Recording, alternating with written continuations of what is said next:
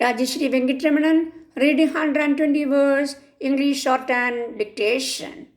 I think you are all following my past 96, 98 dictations and transcribe into English also. Okay, please don't forget to like and share and subscribe. Okay, we can start.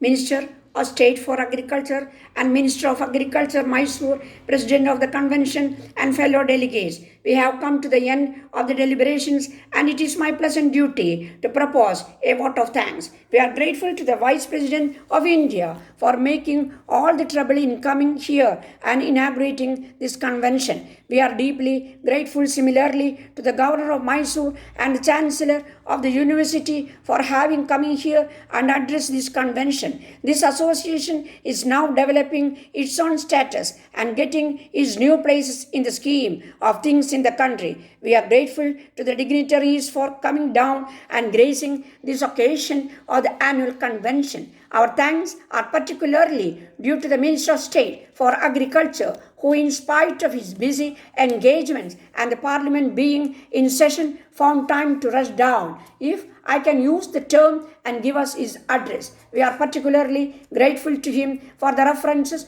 to the role which the agricultural universities have to play in the scheme of things, the assurance regarding the ministry's help and cooperation in building up the universities, and also his reference to the resources. We are also specifically grateful to him for the reference to the recommendations of the National Commission on Agriculture. They were matters of certain discussions in this convention, and his reference to that and assurance is of particular importance to us in a convention of this nature, which provides forum for exchange of ideas and thoughts. It is very strengthening, it is very heartening to note that people outside the convention are watching us and following up our deliberations with interest, and we feel very much strengthened in our task. I next come to our host university and its dynamic Vice Chancellor. As you know, this convention was to have been held at some other place, and at a very short notice it was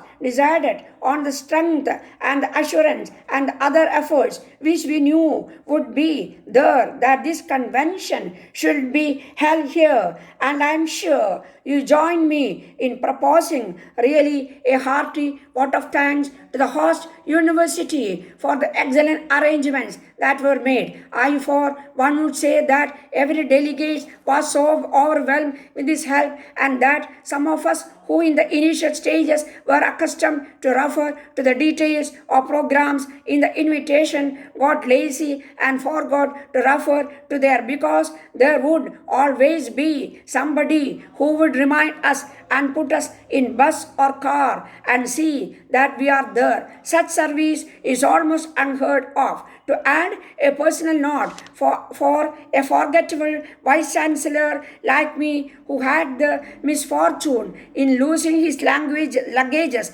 the entire organization so efficient that instead of my pursuing the luggage pursued me. This is just an instance of a host university when they take the responsibility, how efficiently they do it. I for one forgot all my difficulties at my home place and completely at home during these 4 days. In fact, I have made a proposal that the convention should always be permanently held at Hebal. I was ruled out on the ground that other universities should get a chance of reaching the same standard of efficiency, but I must say that a very high standard has been set, and now other universities can try to reach that. Next, I have to thank the President of the Convention. Conventions of this type are so successful when the delegates also cooperate. Is the same spirit, and real strong vote of thanks is really due to you, the delegates. If delegates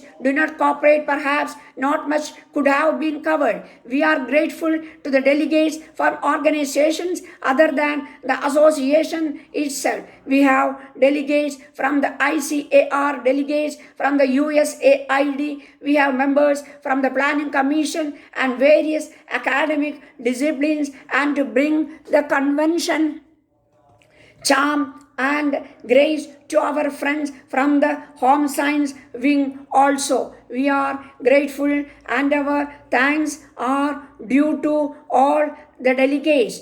Dear Sir, we thank you for the kind courtesy and cooperation extended to our Dr. Krishnamurti, sales representative, when he visited your office today in connection with paper supply. We reiterate that we have been supplying the best quality Xerox papers in various government offices like Chief Minister's Office, Finance Department, Housing and Urban Development, Health and Family Welfare Department, etc., who are all extremely happy with our quality and services. We are enclosing herewith some of their order copies for your kind pursuit. The original equipment manufacturers are also happy with our quality and attached conditions is explanatory. The paper obtained from the mill as per the required specification is cut to specified size and all the sides are neatly trimmed.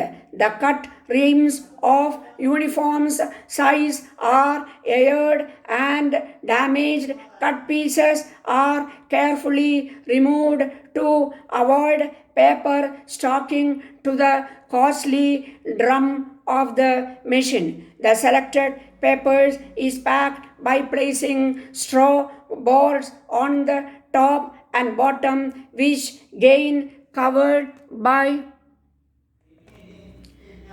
thick color wrapper to prevent the paper from blending at the edges. The package is inserted into a cover to prevent the atmospheric moisture from damaging the contents. As